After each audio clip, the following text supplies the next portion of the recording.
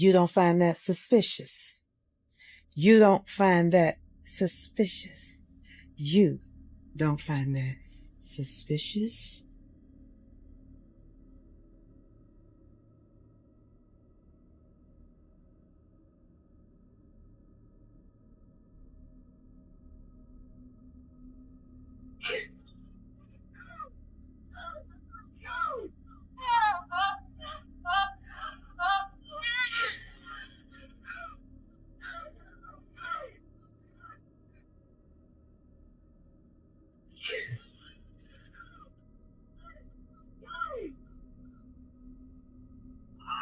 Monsters.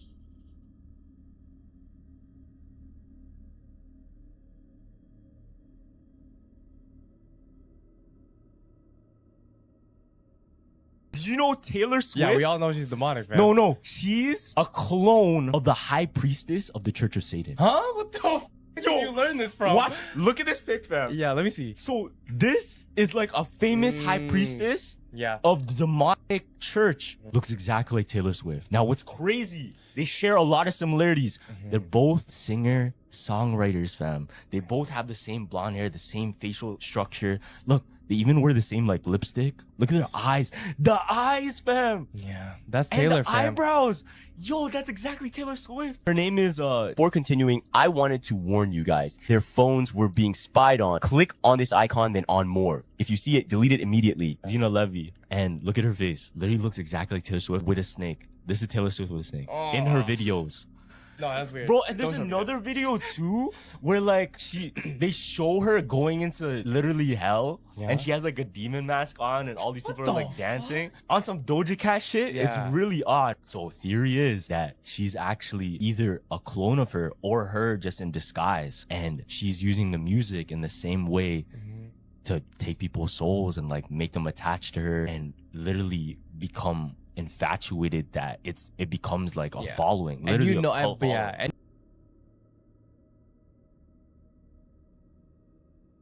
Scariest conspiracy theories in the world that will seriously change your life. This shows all the conspiracy theories in the world, from the most well-known to the darkest of the dark, that will literally change your life. Most of you already know by now, but if you're new here, in this series we're going from the top to the bottom. Today, guys, this is a banger. You won't see life the same, you won't see kids the same, and you probably won't be able to sleep for a long time. So, let's go. This is Rebirth theory. Probably the biggest theory out there is what happens when you die. One theory for it, believable, and will have you thinking for a long time. For a lot of people who have died and come back to life, you know, people describe the light at the end of the tunnel. So, this links into reincarnation theory as well, actually. What if that light at the end of the tunnel is actually the hospital light? Stay with me, hear me out. It's actually you being born. What do babies do when they come out? They cry. They cry and they scream. So what if the reason you cry and you scream when you come out is because you remember everything that just happened? You remember just dying. You remember seeing the light at the end of the tunnel and now suddenly being alive again, and you know exactly what happens after death, but you can't talk. You can't tell anyone. You're still a baby now. Then what if slowly as you grow up, the memories fade away and you forget everything? We may have all lived tons of lives. We may have been reborn hundreds and hundreds of times, but we won't remember, ever. Only for that faint few seconds when you're first born. Boom. So hit that follow button. It's going to get even crazier.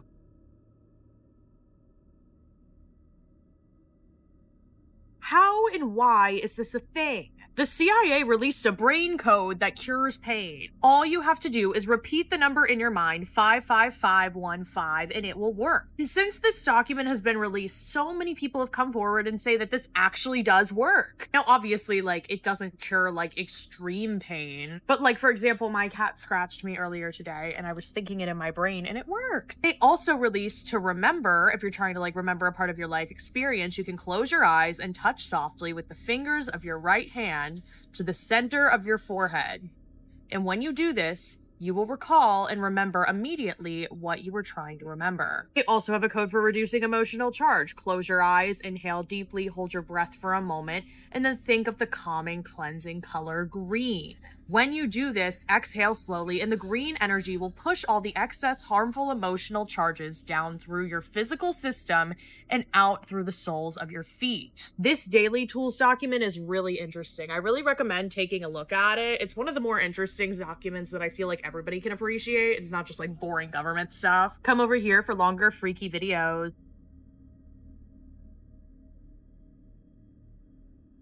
There's a book that's banned by the church, and it says there are 3 kinds of humans, and which one you are indicates how close you are to escaping the material world. First up, we have the Hylics, or the material humans. These kinds of humans are obsessed with the physical world and the here and now. According to the Tripartite Tractate, these kinds of people are going to return to the physical world again and again in a cycle of reincarnation. The second kind are called the Psychics, and not psychics like reading minds or predicting the future, but as in thinkers, people who think about themselves and existence. They're on the fence, caught between the physical world and something more. Third, we have the Pneumatics, or the Soul Seekers. These are the kinds of humans who are connected to the spiritual and the divine, always looking for deeper meaning and cosmic truths. They see past the illusion of the material world, and their souls are on the way to liberation. The big question is, which one are you?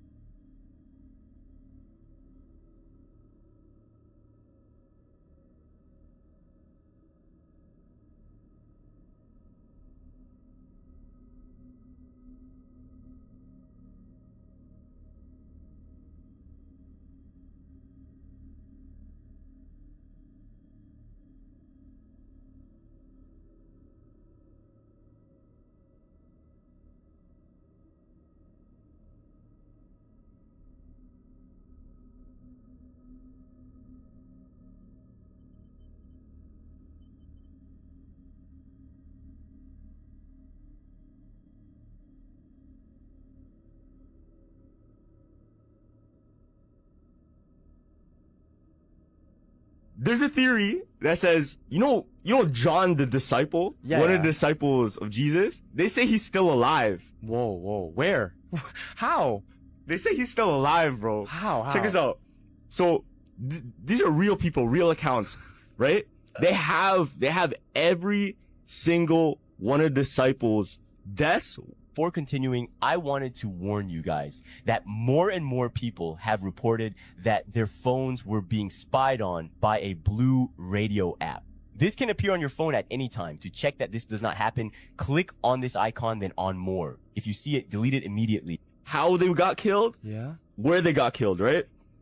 Damn, except for one. John.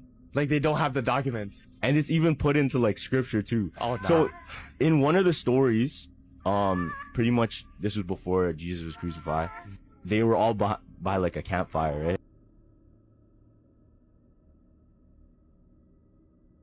It's hard to believe, but someone may have finally managed to translate the Voynich manuscript. For more than a century, this book remained one of history's greatest mysteries, filled with unknown symbols and strange illustrations. Discovered by a Polish collector over 100 years ago, no one understood what it was trying to say. But over time, researchers partially cracked the code and suggested the text was written in an ancient language that later became the basis of French and Italian. The most disturbing part isn't the symbols, it's the message. Some passages appear to describe major global events, both past and future. And according to these interpretations, everything described so far has already happened. Which raises one final question. What comes next?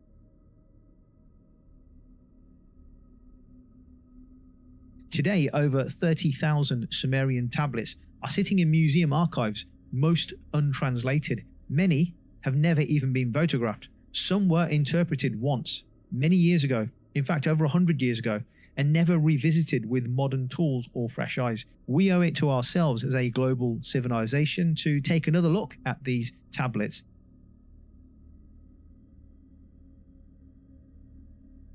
This video is becoming a sensation. UFO is seen in mid-air over South America. This looks a lot like the objects that were captured on October 16th by Camilo A. Herrera, who posted these photos and said that the UFO was seen in mid-air over South America on that day at 5 p.m. over Calamadarian.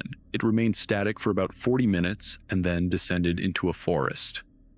Relatively large in size, captured with a 400 mm lens. It was too large to be any of the 3 usual suspects. The only one that fits is a large balloon.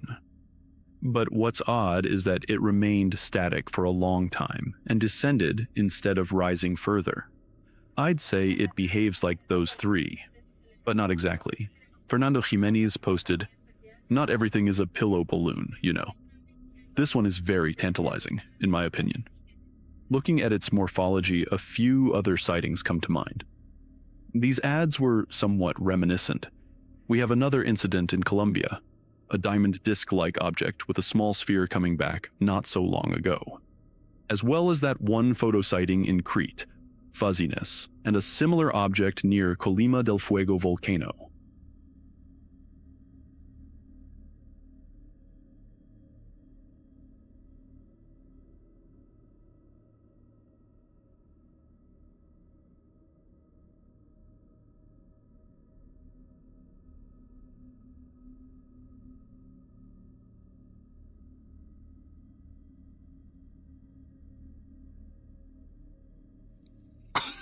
This new UAP footage is going crazy online right now.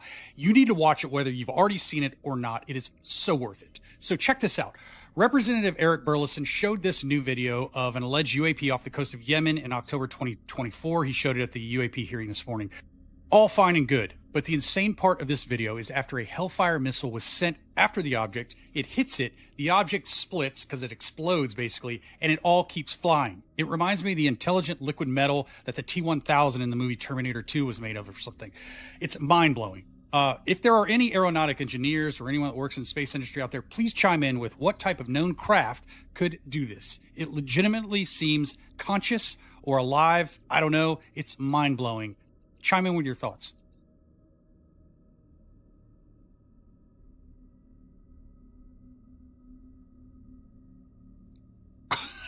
This new UAP footage is going crazy online right now. You need to watch it whether you've already seen it or not. It is so worth it. So check this out.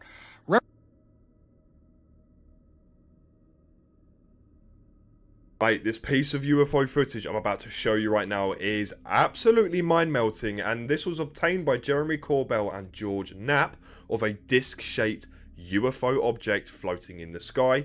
This thing, we're bringing it back OG style, man. We're going back to the good old Roswell days, okay? If this isn't a disc-shaped UFO, traditional, then I am the Pope, bruv, alright? Look at the state of this object, right? And I'm going to go into a bit of the details right now. This was filmed on the 23rd of November 2020. Look at this. Look at it, mate. That is a disc, bruv. Okay. 23rd November 2020. This was filmed on thermographic forward-looking infrared. Okay. And there's some major things that we need to pay attention to here. This UAP of unknown origin displayed abrupt movements and intelligent control with the absence of thermal propulsion signatures. Official designation of UAP was made by the United States Department of Defense. This designation is currently maintained. Look at this thing, mate. Right? They are chilling beans. They're going out on a holiday, man. We're doing whatever they got to do. I'm not sure. Now, the location data of where this piece of footage was filmed indicates that it was near the outskirts of Afghanistan. Now, filmed by a platform operating under the direction of the United States Air Force, the object was initially passively tracked and is described in official documentation as navigating through the clouds. The UAP appears to demonstrate an abrupt directional change. Atmospheric disruption was noted in case of documentation, as was the absence of traditional thermal propulsion signatures during performance. Its origin, intent, and capabilities remain unknown to this day. Oh my days, bro. Right? This is probably one of the best pieces of footage. This is what we need, mate. Skywatchers, Jeremy Corbell, man, keep giving us more of this stuff, mate, because this is the stuff that is going to really wake people up, and it's authentic. You can track it. You can trace it back to the origin of who caught this, man. Incredible, bruv. What do you guys think? Corbell? Get a grip, bro.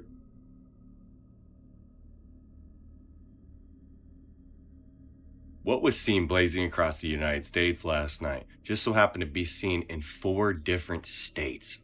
There are hundreds of residents in the DC area alone that heard and saw the same exact thing that I saw last night, but yet no local police departments have anything to say about it. And apparently whatever crashed just so happened to crash specifically around Annapolis. Apparently, rumor has it that parts of a satellite were falling across the sky overnight. I don't know how much I should believe that, especially considering how I feel about satellites and space in itself.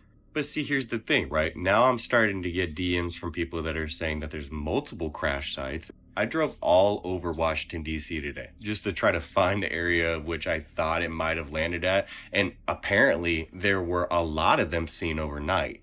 And when I say a lot of them, I mean like 20 of them. I mean, I've had thousands of DMs today telling me about their own experiences of seeing these things blaze through the sky.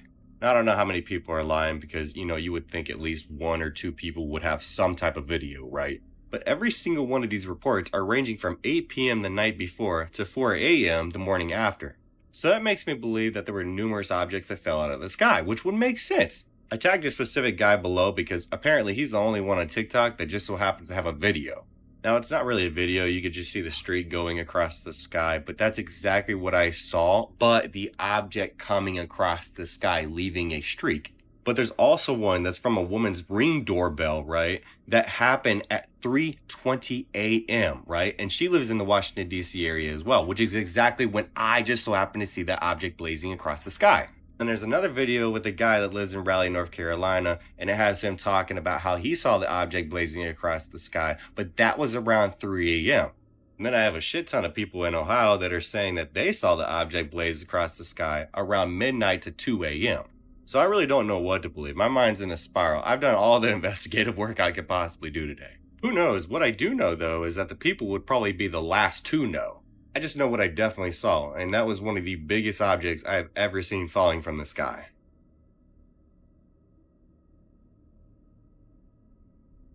Imagine receiving a message from a time before our own sun was even born. An object that has been drifting through the absolute freezing void for 7 billion years has decided to cross our threshold right now. And our most advanced models, the ones we built to predict every orbital wobble in our solar system, they simply cannot explain why this thing is here. Today is January 22nd, 2026. This is the date every astronomer on the planet has encircled in red for months. We are currently in the peak of the Great Alignment. As we speak, Earth is positioned directly between the Sun and this mysterious visitor known as 3I Atlas. But while the mainstream media tries to lull you to sleep with stories about a rare interstellar comet or just another dirty snowball, the raw data coming in from this alignment is screaming something much, much louder. We are not just looking at a piece of ice. We are looking at a trajectory so precise, so mathematically perfect, that it defies every law of cosmic chaos. Think about the scale of what we are discussing. This object did not come from our neighbourhood. It did not come from the Oort cloud. It came from the deep, dark, thick disk of the Milky Way. It has travelled across the galaxy for billions of years, only to arrive at this exact coordinate, at this exact moment in human history. What the latest high-level models just cracked regarding this object's path through our inner planets is not just a scientific anomaly, it is godlike. In this video, we are not just going to look at the fuzzy pictures from Chile. We are going to peel back the layers of the official narrative. We are going to talk about why NASA Hubble telescope broke its own rules for this object. We are going to look at the anti-tale that should not exist. And we are going to analyse the leaked reports of a signal that has the community in silent panic. Is this a natural visitor? Or are we staring into the lens of an interstellar observer that has been waiting for us to wake up? I am Tom, and you are watching Spatial Eyes. To understand the madness happening today, we have to look back at how this story began. On July 1st, 2025, the Atlas Survey Telescope in Chile flagged a fast-moving dot in the constellation Sagittarius. Back then, it was just another data point, the third interstellar object ever found, following the footsteps of Oumuamua and Borisov. But within weeks, the boring comet narrative began to fall apart. By September, there were nearly 70 research papers. Why the sudden obsession? Because 3I Atlas was not just passing through, it was challenging our physics. It is notoriously difficult to get time on NASA's Hubble Space Telescope. Most scientists wait months or years for a few minutes of observation, but for 3I Atlas, Hubble triggered a target of opportunity. It dropped everything to stare at this visitor. And what it saw on July 21st, 2025 sent shockwaves through the community. Hubble measured the nucleus at anywhere between 320 meters and 5.6 kilometers wide. Think about that. That is not a measurement. That is a massive margin of error. It is like saying a building is somewhere between the size of a shed and the Burj Khalifa. My gut feeling is the reason they cannot pin down the size is because the light is not reflecting off a solid, predictable surface of rock. It is reflecting off a dynamic, shifting shell, something that does not behave like nature intended. And then we have the James Webb Space Telescope. On August 6th, the James Webb Space Telescope used its near-infrared spectrograph to look at the chemical fingerprint of the object. They found something chemically bizarre: 87% carbon dioxide and almost no water. It is one of the most carbon dioxide-rich objects ever recorded. But the real mystery: the anti-tail. Every comet you have ever seen in a textbook has a tail pointing away from the sun, pushed by solar radiation. But Hubble confirmed that 3I Atlas has a tightly collimated jet shooting straight at the sun. Mainstream astronomers, including teams at Keck and Gemini, call it dust fragmentation.